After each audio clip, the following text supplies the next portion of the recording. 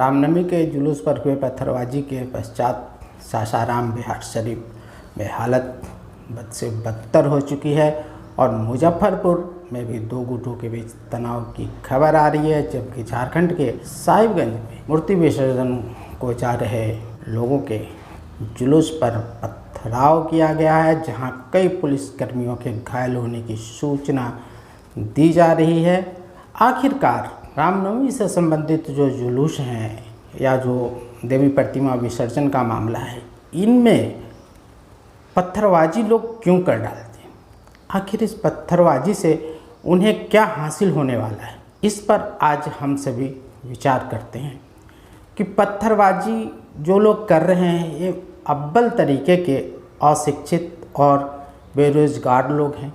इनको किसी न किसी प्रकार का प्रलोभन दिया जाता है इस कृत्य को करने के लिए। अब किनके द्वारा इस तरीके का कृत्य करने के लिए प्रलोभन दिया जाता है तो प्रशासन का काम है पता लगाना, परंतु कहीं ना कहीं ये अशिक्षित लोग होते हैं जो पत्थरबाजी करते हैं, जिनको पत्थरबाजी के पश्चात जो अंजाम होने वाला है इसकी फिक्र नहीं होती। यदि ना पकड़े गए तो फिर अगले वर्ष उसी कृत्य को दोहराने के लिए तैयार होते हैं, और पकड़े गए तो जो परेशानियां होती है फिर जिनके बहकावे में वो एक कृत्य करते हैं वो फिर इनको दिखते नहीं। सबसे ज़्यादा दुखद स्थिति तो उन लोगों के लिए उत्पन्न हो जाती है जिनको इस तरीके के कृत्यों से कोई लेना देना नहीं है। गरीब तबके के लोग हैं, मेहनत मजदूरी करके परिवार पालते हैं, और जब इस तरीके की घटनाएं घटती हैं तो उनके घरों पर आक्रमण हो जाता है, उनको नुकसान पहुंचाया जाता है, वो बेघर हो जाते हैं।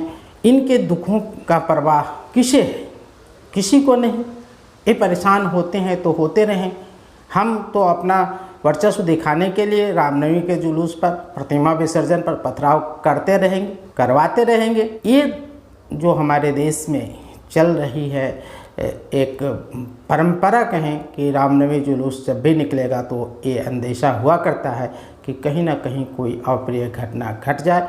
जुलूस के साथ प्रशासन के लोग होते हैं, पुलिसकर्मी होते हैं, बावजूद इस जुलूस के ऊपर पथराव हो जाता है, और पथराव करने वाले तनिक भी फिक्र नहीं करते कि यदि वे पकड़े गए तो उनका क्या अंजाम होगा, और प्रशासन ने यदि उन्हें चिन्हित किया फिर लंबे समय तक अदालतों के चक्कर लगाते उनकी ज़िंदगी गुजर जाएगी, सारी ज़िंदगी बर्बाद हो जाएगी।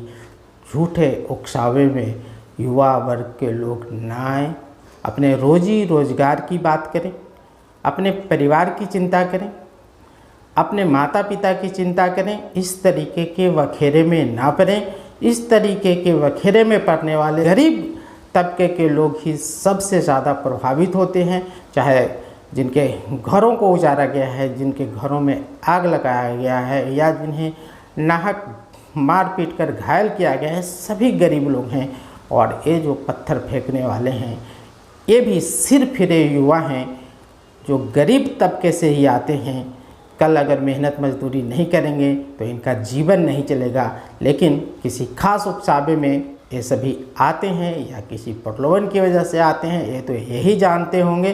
परंतु यदि ये पकड़े जाते हैं तो उसके बाद का जो इनके जीवन में खास बदलाव आता है उसको तो एक करने वाले ही जानते हैं कि कितने वर्ष तक इनको फिर कोर्ट के चक्कर लगाने पड़ते हैं और अपने पैसे खर्च कर अदालतों पे उपस्थित होना पड़ता है। तो जो युवा इस तरीके के कृत्य में संलिप्त हैं, कृपया समझदार बने, और ऐसा करने से कुछ उन्हें हासिल नहीं होगा, ना पूर्व में हुआ है ना आने वाले समय में होगा। जो भी वो चाहते हैं स्पष्ट रूप से अपनी बात सामने रखें, और यदि वह उचित होगा तो उस पर विचार होगा और उसका समाधान होगा। तो आज के वीडियो में इतना ही, मिलते हैं फिर अगले वीडियो।